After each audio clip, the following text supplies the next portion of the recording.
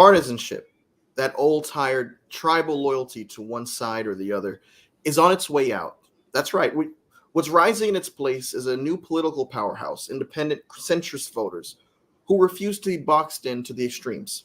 The Independent Center believes that this realignment is not just happening, it's defining the future of American politics. These voters, independents, aren't swayed by partisan bickering or ideological purity tests.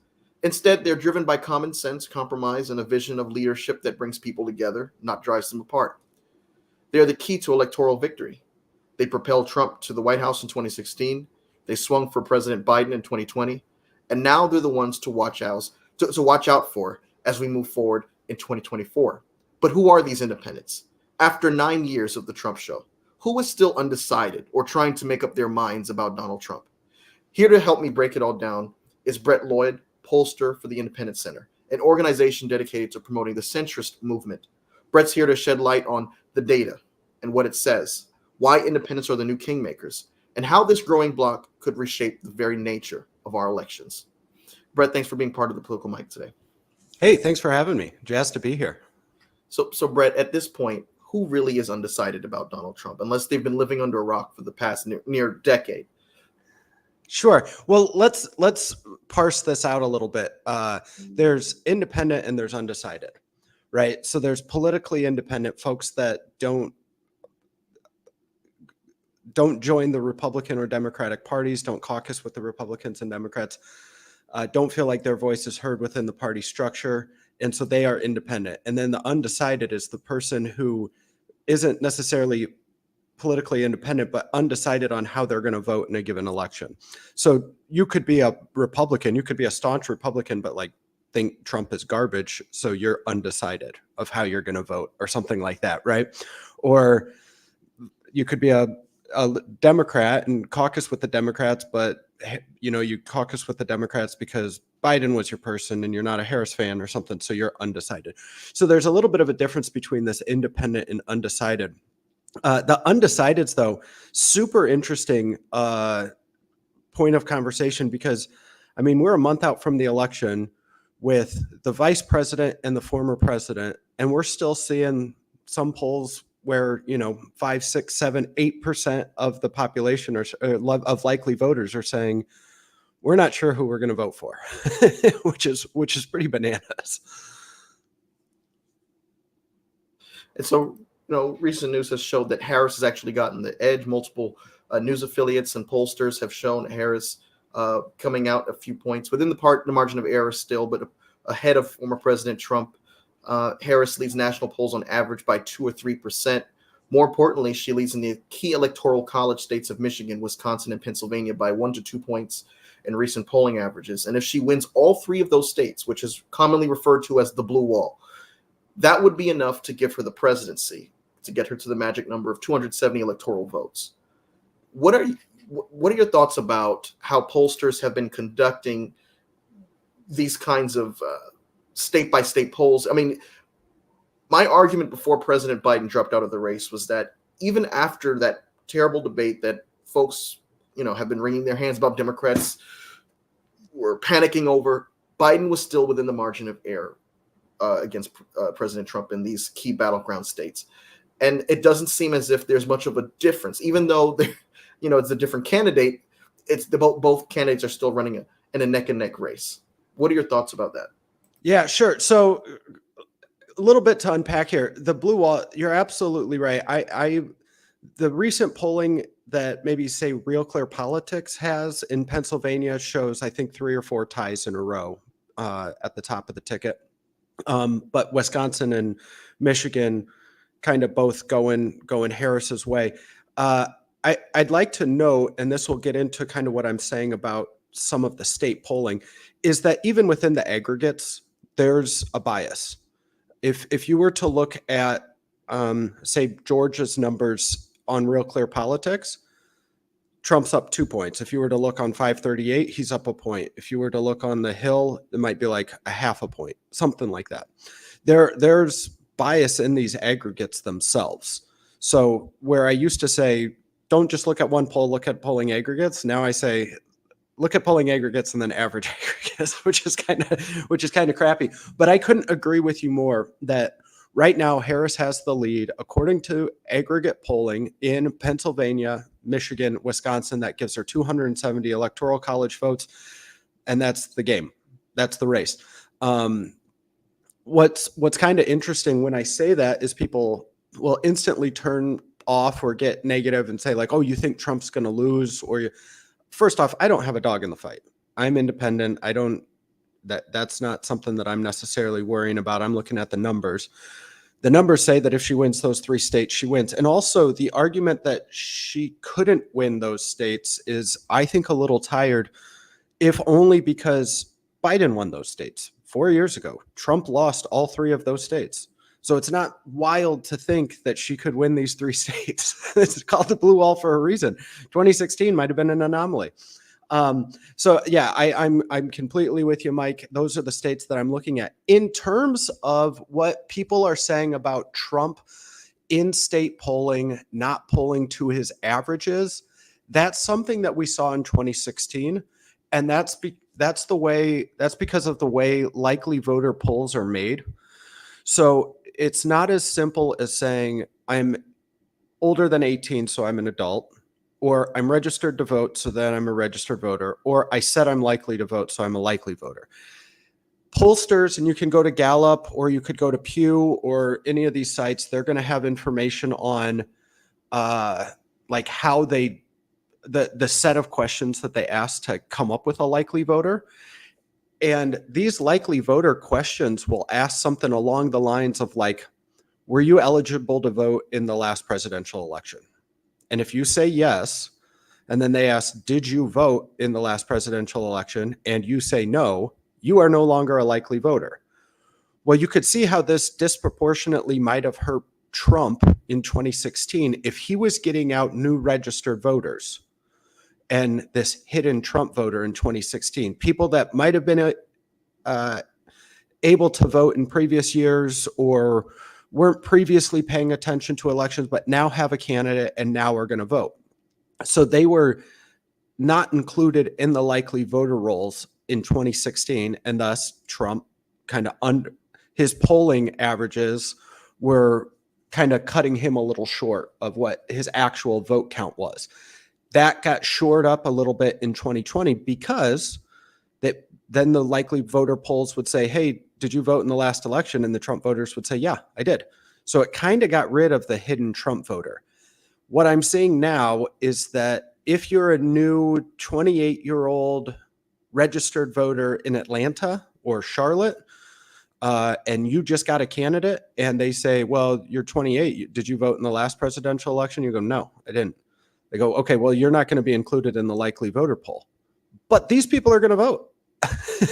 So it kind of depends on the state that I'm looking at and how these polling outfits exclude people from their likely voter surveys to kind of really get into that. But I almost think that there's a little bit of a hidden edge for Harris based on the news that I'm seeing from secretaries of state and election boards on new voter registration statistics. So, Brett, what's driving this shift towards Vice President Harris? I know the electorate has been very critical of, former President Trump and President Biden when they were the candidate, when they were the respective front runners of their party. A lot of people, were saying they wanted something new, they wanted something fresh. That song has been sung since 2016. I think since the post-Obama era. Is it merely the fact that Kamala Harris is new on the national stage, or is there something else? Is there another factor out there that we're not considering as to why this shift is taking place? Is it policy, personality, or something else entirely that's causing independents to reconsider Trump? I don't know if independents necessarily are reconsidering Trump, but I think kind of to that point, let's cut back to 2016 just for a second. 8-10 months out from the election in 2016, if you were to ask most Americans what they were looking for in their next president, they were saying like a business savvy person who can speak like a normal person and who isn't a political insider. love it or hate it, in 2016, Donald Trump hit those bills, right? He checked all those boxes. 8 months prior to, well, let's say 6 months prior to Biden dropping out, if you were to ask the average American what they were looking for in the next presidential election ticket, it was not Biden or Trump. Harris is not Biden or Trump, right? This isn't a rematch from 2020. And that's what going into Biden dropping out, in my mind, was the biggest shift, is that it didn't necessarily matter who it was. It was that people were looking for a race that wasn't 2020 again. And Harris, again, checks that bill, or checks that box. So, Brett, I was called back in May of this year, May 13th. New York Times released a poll that had received criticism from across the board, from Harvard, from other institutions, other pollsters, even on Morning Joe. And a lot of the criticism was based on the fact that the poll used it used flawed methods of determining the response, which was largely negative towards President Biden.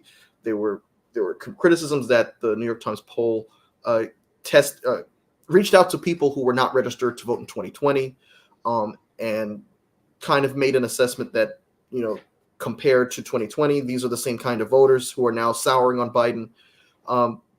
They got criticism for leading or biased questions. The methodology, many polls still relied heavily on landlines, which could skew the sample towards older, more conservative voters.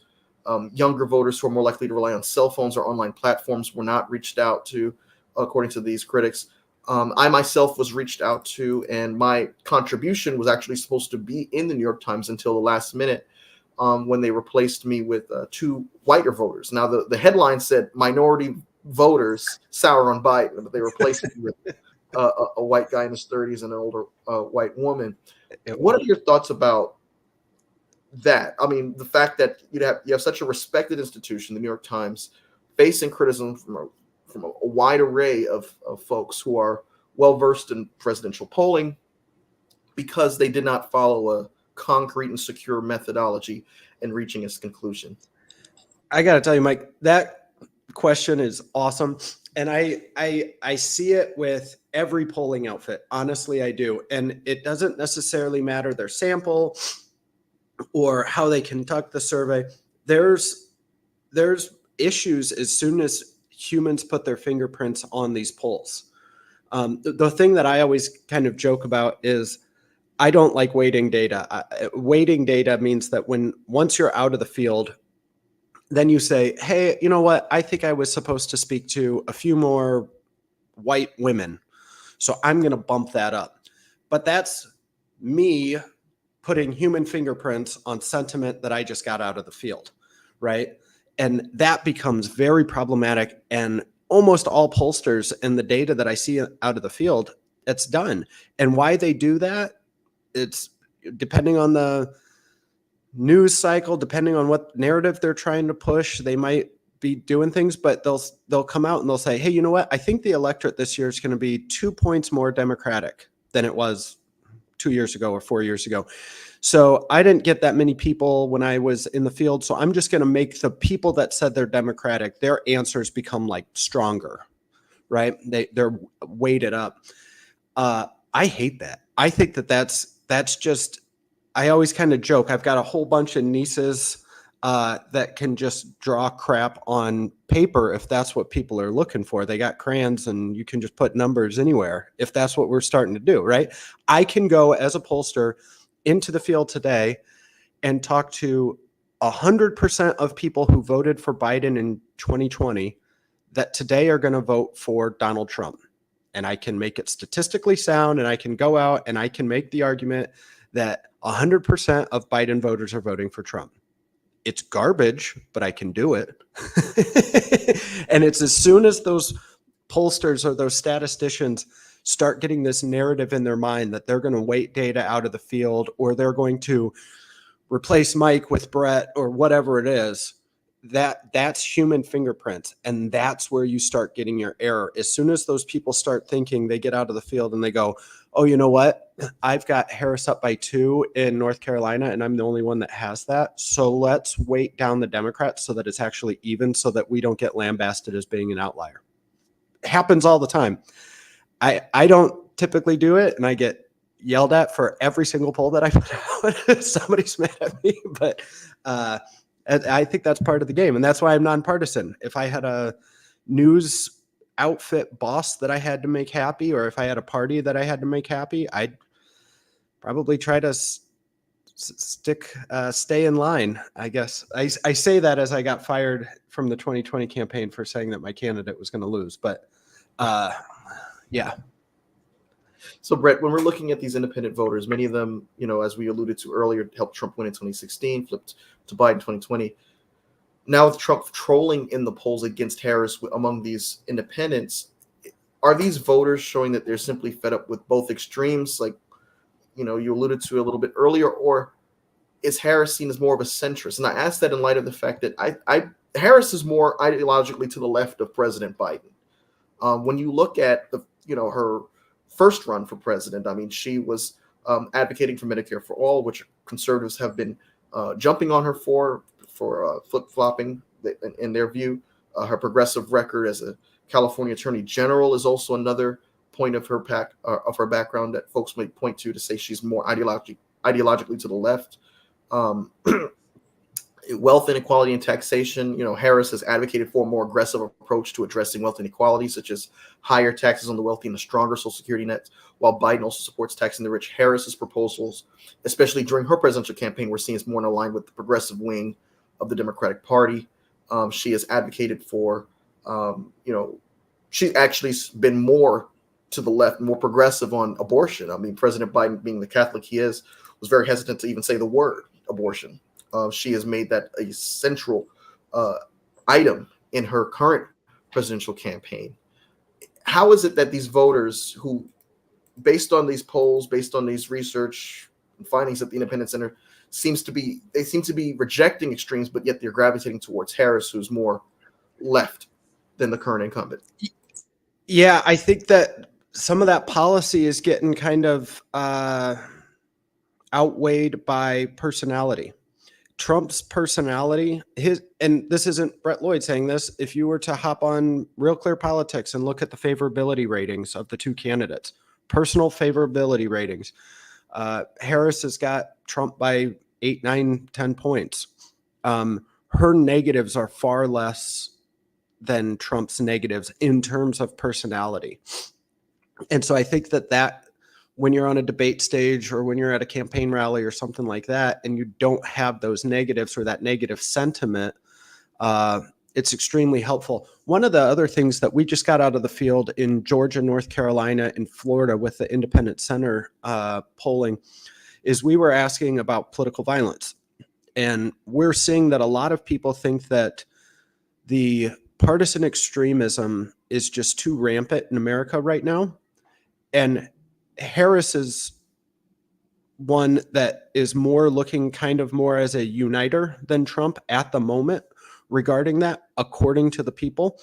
And then on that political violence, people are kind of worried about if, Trump wins or Harris wins or Republicans win or Democrats win, like that there might be political violence. And it's interesting when we asked about the candidates themselves, we said, if Trump won, do you think that he would concede defeat, or do you think that he'd fire up his base and fight the results?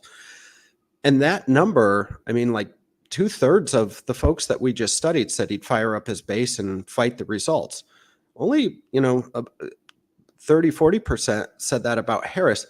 And that is a big shift when you're looking at 20, 30 point gaps there on something that people are worried about that has nothing to do with policy, but more about the future of America. Harris is kind of looked at as the cool hand there over Trump. And those personality factors seem to be weighing a lot more on the independent moderate voter than the policy platforms. And of course, both candidates have poured millions of dollars into television ads. That's another aspect of the campaign. Money talks, and right now the presidential campaign's dollars are talking about the blue wall, as we were alluding to earlier. Harris has, invested so much in states like Wisconsin, Michigan, Minnesota, Pennsylvania. Trump has also invested millions into these states. I want to ask you, let's get real for a second. Campaigns pour millions into TV ads every 4 years. We see them every 2 years pouring millions into the TV ads, digital outreach, social media, ads. But independents are notoriously difficult to reach.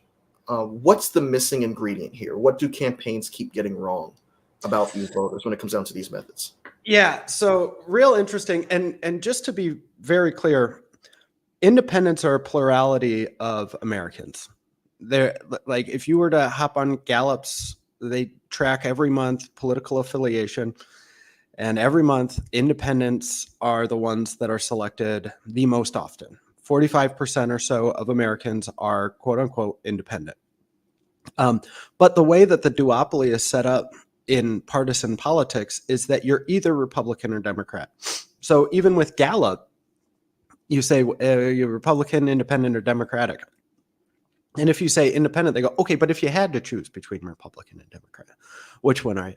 Right? That's how our system is set up. I always kind of think it's banana. Like if we were to switch over and talk about like ice cream, and I said, hey, Mike, what would you prefer, vanilla, chocolate, or strawberry? And you go, strawberry. And I go, yeah, but if you had to choose, yeah, but okay. Yeah, you said strawberry. But if you had to choose between vanilla and chocolate, right? Which one would you, right? I just think it's so silly that people get kicked off. But then that's how we look at politics, right? When we look at a generic ballot, it's R+1 or D+1, right? If we look at races, they're lean right or lean left, or there's something in the middle. That something in the middle, that's how all the data universes for politics are set up. That's how the call logs are set up. That's how everything is set up. It's a deviation away from the center, but that center is the plurality of America. And Republicans and Democrats both kind of don't have any real grasp of what that 45, 50% of America looks like, because that's not what they get paid to do. They get paid to turn out their base every 2 years in the primaries. And then they have to try to make a big tent statement that they say, we think independents would like this because it's kind of softer than far right or left. But there's not really good research that's done. To come back to this point, though, of kind of the ad spend and the buys right now, maybe my knives are a little bit sharper for the Republicans. I don't know. But I'm having a really hard time wrapping my head around the ad buys on traditional cable from Trump versus the amount that is being spent by Harris on Meta. And I say that because when we talk about the age of voters, if you're 65 plus, you are a partisan. By and large, you're part of a party and you vote a certain way and you're decided. We actually did a poll at the Independent Center that asked about this, and we found that only about 3% of those 65 plus are undecided, right? They don't know how they're going to vote. However, we, in contrast to that, we were asking about the 18 to 24-year-olds that are definitely going to vote, and they had no idea if they were going to be sticking with their vote between now and election day, or if they were going to be split ticket voting, right? Those people, those younger voters, and I say younger voters, Gen Z and millennial, and I kind of make the joke, a millennial nowadays is your suburban knee doctor with 4 kids, right? That's those kids these days, those millennials, right? They're 43 years old. And they are going to split ticket vote, and they don't belong to a party, and they don't necessarily are root red or blue. And they also don't have cable jacks in their television. They're not watching live TV every day. They're ingesting their news from search engines or social media. They're not watching Fox News or MSNBC. So to think that that Trump's going to go in and augment vote among the 65 plus by doing big ad buys on news channels on cable TV, I scratch my head a little bit, because Harris's team is doing a larger portion of her spend online, and that's where you have malleable voters. And so I'm kind of curious. I'm not saying it's wrong. I'm just, yeah, I am. You know what? Actually, yeah, I'm saying it's wrong. There's no malleable voters that are watching Fox News. what are you getting out of having an ad on Fox News? Harris's team is going on social media and stuff, and I think that that's a little bit smarter. Trump has been of late trying to get on some of like the podcasts and the bigger kind of younger outreach groups, but the campaign buys themselves are a little sketchy. The down ballot ticket races are another dynamic to this race that's fascinating. I mean, before the switch from Biden to Harris, you had certain Democratic Senate candidates like Sherrod Brown. You had the senator from Montana. Sorry, his name is escaping me. John Tester. You had John Tester. You had so many folks in key battleground states, neck and neck races that Republicans are looking to pick up, not wanting to campaign with President Biden. In fact, you had many of them actually saying that they would not even show up to the Democratic convention, and according to advisors in their circles. Now, there's been always this temptation to keep the race local when you're in a uphill battle. Whether you're Lucas Kunce in Missouri, or whether you're Josh Stein in North Carolina, running to replace a Democratic incumbent governor in a state that is very purple. I would characterize as a very purple.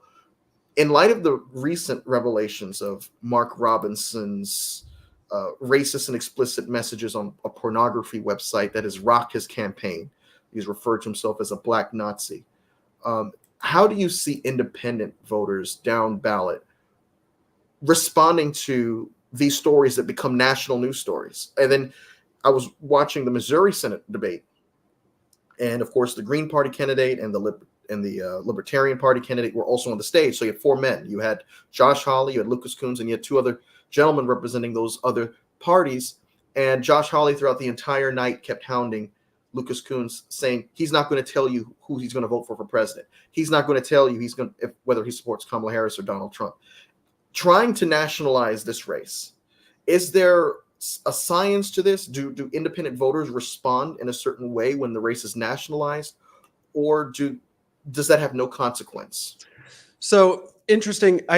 We did a bunch of focus groups in the Senate, toss-up Senate races, states, and speaking to independents. And one of the things that kind of rang true is that they were looking for candidates that didn't have to hide behind their party or didn't have to be uplifted by their party. And what's interesting is if you look at Jackie Rosen or Bob Casey Jr. or Tammy Baldwin, or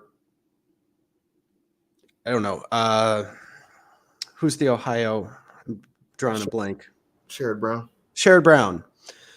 They're looked at as quasi bipartisan, middle of the road, moderate senators. I haven't seen a poll in Ohio, Wisconsin, Pennsylvania, or Nevada, is that the states I just listed, that have the opponent ahead, because these candidates are moderate. It makes for kind of a boring election cycle in my mind, where all of the quote unquote toss-up states have identical polling in them with the same candidate winning over and over again. It kind of, I get excited for election day of what's going to happen, and I'm not really guessing on the down ballot tickets right now. And what's interesting about that is if you were to open up a Jackie Rosen ad right now, the ad would be purple, and it would be her talking about how bipartisan she is, and that she's gotten this bipartisan award and this bipartisan award and Senate, and that she has the most moderate voting record and blah, blah, blah. This is the Youngkin, Virginia playbook. How Republicans are then running kind of mega candidates against these moderate Democrats, it's kind of weird, because Youngkin was a Republican, but not once in one of his ads was he saying, like, I'm a Republican, get out and vote Republican. And he didn't attack his opponent. And he kind of stayed above that fray of the doom and gloom. And I kind of always joke, like, you want to know the fastest way to turn off an independent or moderate voter is to go to those like 2010 campaign ads that were like, could you imagine waking up tomorrow and this garbage person is your next congresswoman, right? Those ads will do nothing but make independents run to the other candidate.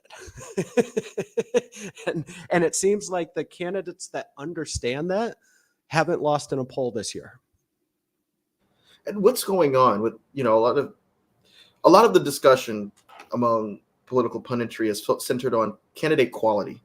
And the fact that in 2022 we had the Georgia Republican Party put out Herschel Walker.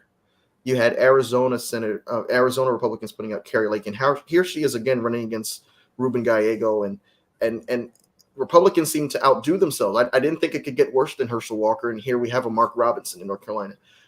Which party is actually paying attention to what voters want? Because if I was in the Republican Party, I'm going to be honest, I would want folks to vote for folks like Glenn Youngkin, like Jim Justice. You go out to Pennsylvania, McCormick. Those are the kinds of candidates that I think I could win with if I was a Republican. But it seems as if, every time given the opportunity in crucial battleground states, those are not really the candidates that they're promoting. They're not promoting folks like the governor of Georgia, Brian Kemp, who won despite his breakaway from Donald Trump. Right? They're not. And Herschel Walker lost. Just a heads up at the same time. Yeah. So what's going on? I mean, what's going on in terms of candidate quality? I mean, is one party focused on the actual, temperature of the voters more than the other, in your view? I gotta assume so. And I mean, how Larry Hogan isn't a top pickup in Maryland for Republicans to get on board with is beyond me. I mean, that is playing directly from the Youngkin playbook, and he doesn't have any support running in a state where he's only down a couple points. And he was like a beloved governor of Maryland. It's wild that Republicans say, well, but you're against Trump, so you're out. That's what it was, right? I mean, you got Sheehy in Montana that looks like he's going to get elected over Tester. But even if you go to that webpage, it's him, hugging a flag with Donald Trump. That's not a problem in Montana. That works great in Montana, but it doesn't work great everywhere. And I feel like that type of candidate Republicans are putting out in a lot of places that might not be Montana, right? That might need a more moderate or softer touch. And they're coming out with mega endorsed Trump candidates, which again, I'm not saying anything wrong with that. If you're in Montana, it looks like it's working. In certain places, that's going to work. In places that are like toss up, say like in Nevada, look at what Jackie Rosen's doing. And she's running purple ads and talking about being bipartisan and her faith and her children and stuff like that. And she's eating Sam Brown's lunch. Let's talk about turnout. Independents, are crucial when it comes down to turnout. This is going to be a turnout election. Both sides are fired up. There's not a lack of enthusiasm for either side at this point in the campaign. And it just really looks like this is going to come down to which side gets its base to turn out more, or which side gets its base plus voters on the bench to turn out more. With the shift towards Harris in the polls, what should both campaigns be doing right now to ensure that they're locking in those key independent voters? Yeah, I think a lot of people, especially this time of year, they start talking, and it's because pundits try to sound smarter than the pundit that was on before them. And they start talking about these like obscure demographics. And this is the bellwether county, and you got to talk to like 3 left-footed Rastafarian unicyclists, and then you'll know how the election's going to go. It's like these obscure groups. People talk about like the Collar County, Philadelphia, suburban, white, educated female that's a mother. When you break down like how small of a group that is, and then you're breaking into percentages, because it's not like they're voting monolithically. It's just crazy to think that that's like. However, if you were to look at the 2016 election, Donald Trump and Hillary Clinton got the same vote share from their party. However, Donald Trump won more independents. And then in 2020, Donald Trump and Biden got the same amount of vote from their parties, but then Biden won the independents. We don't have to dig that deep. I could tell you right now who's going to win the presidency, and it's going to be who wins more independents. That's it's. I don't have to talk about suburbs. I don't have to talk, I don't have to talk about anything. You tell me who wins more independents, I'll tell you who wins the presidency. Oftentimes the punditry and political class and those who are just political junkies like myself, they put so much emphasis in the performative aspects of the campaign, the conventions, the debates, the polling, the missteps, the October surprise, all of these things. Are we in an era where the things that used to characterize the traditional presidential campaign cycle are no longer key crucial factors that really determine how voters are swayed? Meaning, folks are voting more, practical or to their pocketbook or based on their religious background.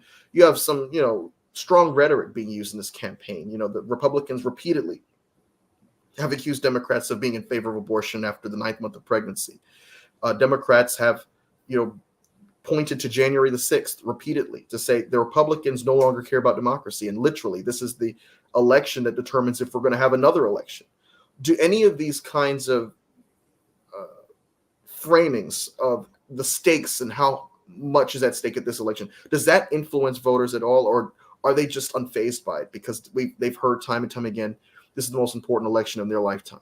Yeah, we've got a business partner who says like this is the most important election of your lifetime. It's trademarked because 2016 was the most important election of people's lifetime, and 2020 was the most important election of people's life. 2022 was the biggest election, midterm election in the history, and like nothing happened.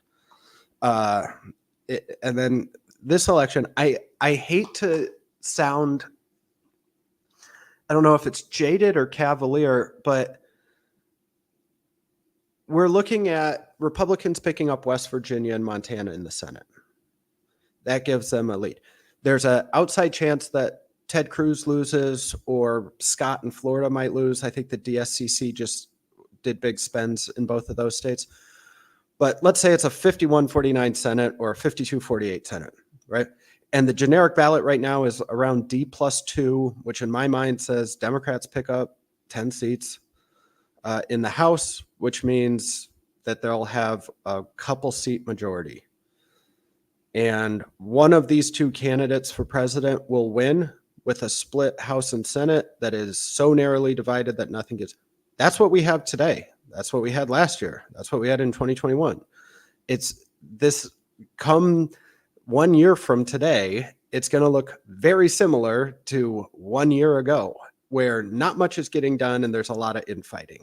And I hate to sound that kind of crass about it, but that's really, I mean, this isn't going to be a runaway election for either party. And it's just kind of become this like evenly matched tug of war. And the only thing that's happening is people are leaving from the middle of this rope that say, you guys are locked and this is boring. I'm going to split my ticket. That's what we're going to actually, November 6th, you want to talk about what the headlines are going to be? Split ticket voting. It's going to be that so many people are burnt out of this Republican, Democrat, it's my side or it's their side, it's my way or their way. And anymore, the plurality of Americans are independent, unique thinkers. And I don't mean independent in the way of partisanship. I mean that they can get their news from any source and they can see a value of one side of an argument. I tell you, if I was to go into the field and do message testing for any candidate right now, it doesn't matter the policy. I know that the best message that I could win with is, and it doesn't matter the policy, if I said, on the issue of modernizing immigration, Republicans and Democrats need to come together and find common sense solutions to get America moving forward. Insert energy, insert any issue, and people are going to go, Yeah, that's right. That's great. That's a sound message. I'm for that candidate. And I think that we've gotten so far away from that the elected Republicans and elected Democrats are saying, no, I need my party to win and my voice to be, for my party. And it's leaving out a lot of people. I'm glad you brought up the split ticket voters, because I agree with you. I think there's going to be a lot of headlines about, uh, voters who voted for Trump and also voted for Josh Stein, or voters who voted for Colin Allred and Donald Trump, or Tester Trump voters, or Harris Cruz voters. I mean, in your mind, like as an independent pollster, what are these independents thinking when they're making these decisions? I mean, there's very little daylight between. I mean, there's very much daylight, I should say, between a lot of these candidates that they'll find themselves voting for. What does Jim Justice and Harris have in common? I know that's West Virginia, but in North Carolina, what does Stein and Trump have in common? Or, even if you go to Florida, what does the sitting incumbent Senator Scott and Harris have in common? That these independents are going to be confident in making a sound decision. Sure. And I think that that's going to be coming down again to your personality traits or the characteristics of the candidate.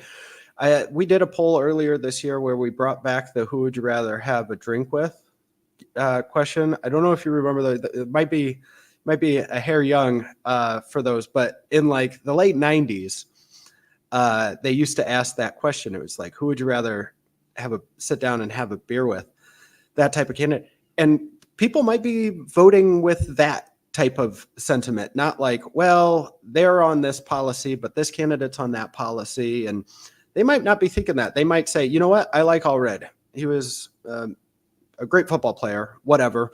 But I like that Trump, he sticks it to people. So I like that too. You're going to probably see a lot of Allred Trump voters. And it's not because of the policies of the two candidates. It's because of the personalities of the two candidates. And so I think that personality or characteristic trait of who would you rather sit down with and have a conversation with might be something that we're talking about on November 6th when people are saying, holy cats, were there a lot of split ticket votes this year? A lot of folks have been saying, well, this could be the year Texas goes blue. This could be the year Florida goes blue for the first time since 2012. There's a lot of hope in the fact that the changing demographics, the increased number of Gen Z voters are going to change the trajectory in terms of how states allocate their electoral college votes, or how much or what kind of representation they send to the Senate and the House of Representatives. In your view, is that too wishful thinking, or are we realistically at a point where we could expect Texas to send a Democratic senator to the United States Senate to replace Ted Cruz? Yeah, I got a good buddy in Texas, and he makes the argument that no Democrat will ever win statewide in Texas. And I kind of laugh, and it's just like, things change, things move. I mean, the South used to vote Democratic and the North used to vote, Republican, and now it's inverse. Populations change, people move locations. Texas, no other state since 2018, this class of senators last election was 2018. No other state every year has gotten more of a population bump than Texas. That population bump is migratory from California. Like 70% of the folks that moved to Texas moved from California. I'm not suggesting that everybody that moved from California to Texas is Democratic, but I'm not suggesting they're all Republican either. And they didn't move to the farmland or ranches of Texas. They moved to Dallas, Fort Worth, Austin, and Houston. Those are the cities that popped up. And those are the cities now with their population growth added 2 seats to that state, and they're Democratic seats.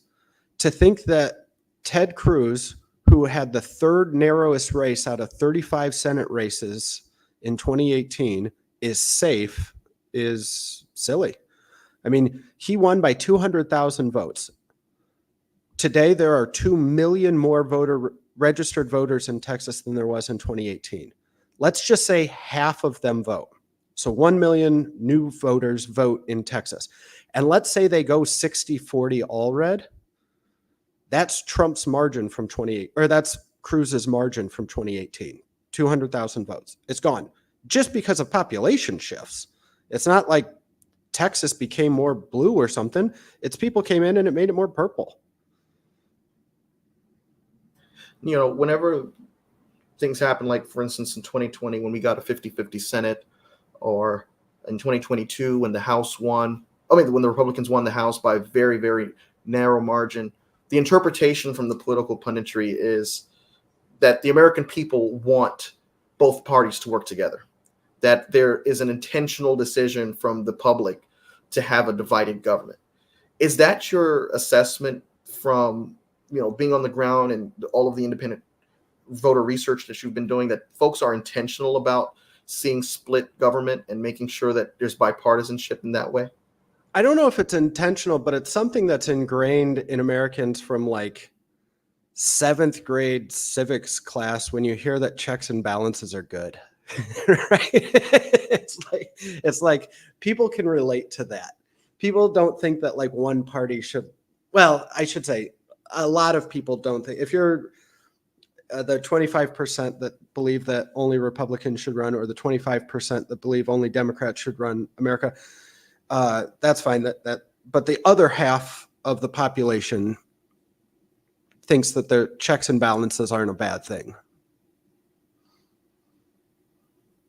And so New York City, of course, has been in the news recently. And Eric Adams, who was once heralded as a transformative leader for New York City, who was going to be a reformer as it pertains to the crime rate, and making sure that he was on it, cleaning up the city and the the things that go unwatched. He's now facing indictment. What does this dramatic turn mean for not just his legacy, but Democrats who are looking to recapture those Democratic key House those key House seats that flipped Republican in 2022, and the independents who are watching in the state of New York? There's a reason why Lee Zeldin caught fire for a second and had Democrats sweating for a little bit up there in 2022. Yeah, real interesting. The news of late from New York, my wife's from Chicago, and it's Illinois. It's like, how many more elected officials or former elected officials can go to jail for something? It's like I swear I've heard it from Chicago for the last 20 years, and now it sounds like it's happened in New York.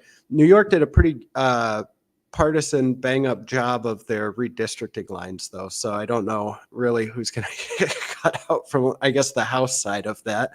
And I don't know if that will have an overall impact, I guess, on national politics. I don't think that New York's going to all of a sudden vote Republican in this presidential election or in Senate races upcoming, unless, again, but someday it will, because as I mentioned, population shift, people move, stuff happens.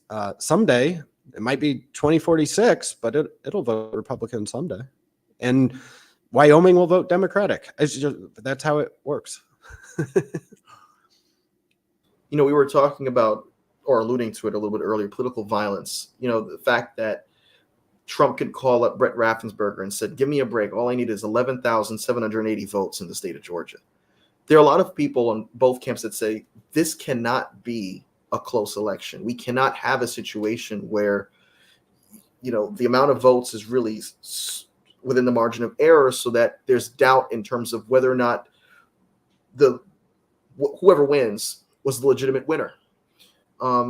What are your thoughts about that? Independents are going to be playing a crucial role in that respect, because, depending on how much how much difference there is between each candidate in key states like Arizona, Michigan, Wisconsin, Georgia, North Carolina, I think is going to be a key state this year.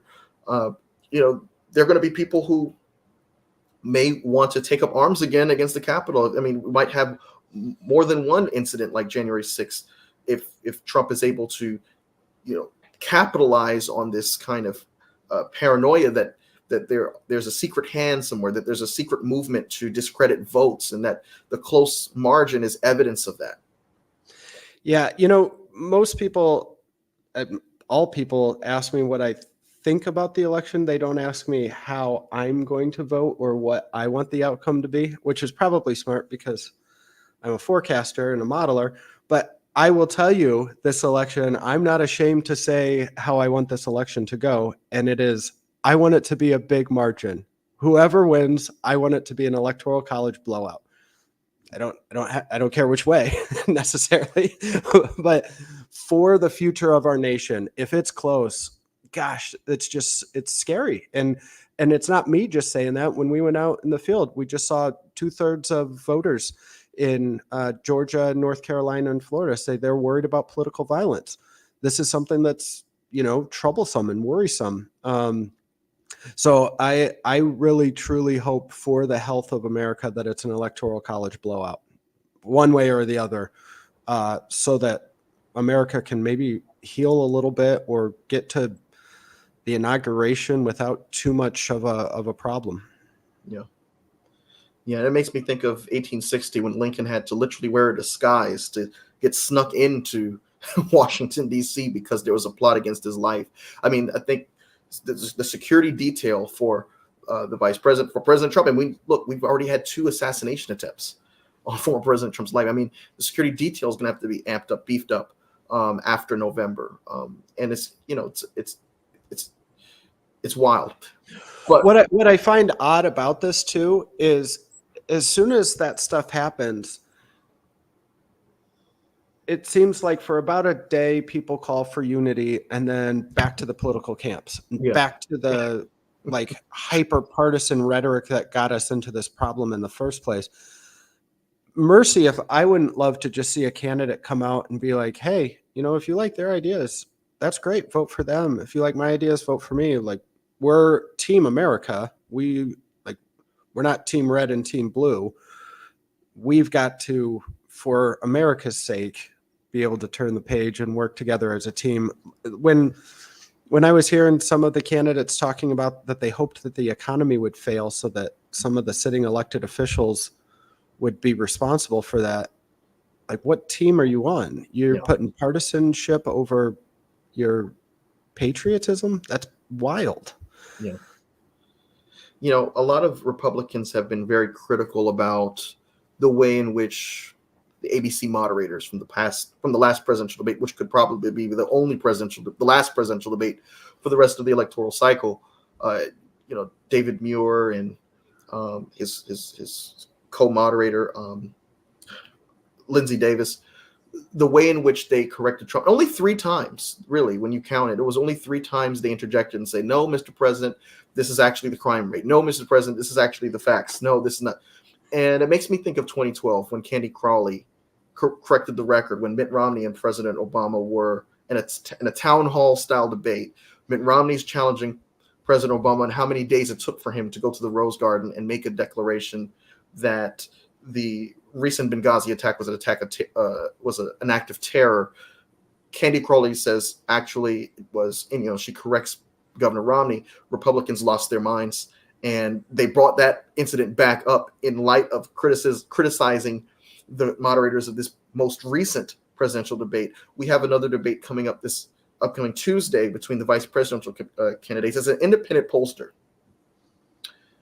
what do you think the role of the moderator should be? To just pose question after question, move from topic to topic, and make sure you cover enough topics within the hour or hour and a half block of time? Or do you think it is incumbent upon the moderator to ensure that candidates, regardless of party, regardless of which side of the aisle they fall on, are corrected on the record, and that the audience are getting that fact check in real time? Yeah, real good question. I was having a chat with one of my buddies about this, and we were saying, I don't know if it needs to be like live to the candidates, but it would be awesome if there was like a fact checker ticker, like on the bottom of the screen, right? Like maybe you don't have to interrupt thought and get people to come back and say that, but a fact checker ticker, it would be pretty smart. And I tell you, there's some harm that can be done by some of these lies. And if they're not called out, they can fester and they can grow and they can make people think that they're true. I mean, Springfield, Ohio right now is probably not an ideal place to live. Being a Haitian American right now might be a little, it might be hurtful to be a Haitian American right now, to hear some of the rhetoric. Some of that stuff needs to get called out. And I mean, thankfully, the person who did that pet stuff came out and was like, I didn't mean for this to go this way. Right. So obviously that's a lie, but some of those things can be, the words have consequences. And if we're at a point where we can't actually have these town halls anymore because the civility of partisanship has gone to the toilet, then we need probably a referee to stand in some regard, whether that's doing it live or having it scroll across the screen or something. But I think people need to know the facts. You can't just come out there and say something that literally could put people's lives in jeopardy. Well, Brett Loyd, this has been an honor. I thoroughly enjoyed speaking with you. This was a wonderful discussion, and I learned so much, and I'm sure my audience did too. Thank you for what you brought to the Political Mic today. With that being said, that's going to conclude this episode of the Political Mic Podcast. Thank you all for tuning in.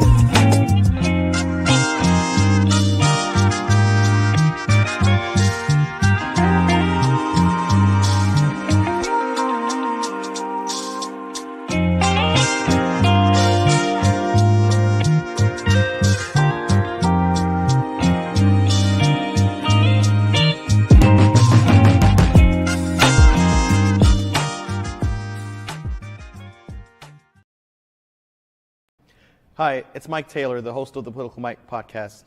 If you like what you heard tonight, I want to invite you to subscribe to our YouTube channel. I also want to ask you to please follow along on Spotify, Apple Podcasts, Google Podcasts, iHeartRadio, TuneIn, and Amazon Music. You can also follow along and keep up with the conversation through our Telegram channel. Follow us on Twitter at @ThePollyMike, and follow us on Instagram. Thank you so much, and no matter what part of the political spectrum that you fall on, I want to encourage you to stay engaged, stay a part of the conversation, and stay informed. Thank you.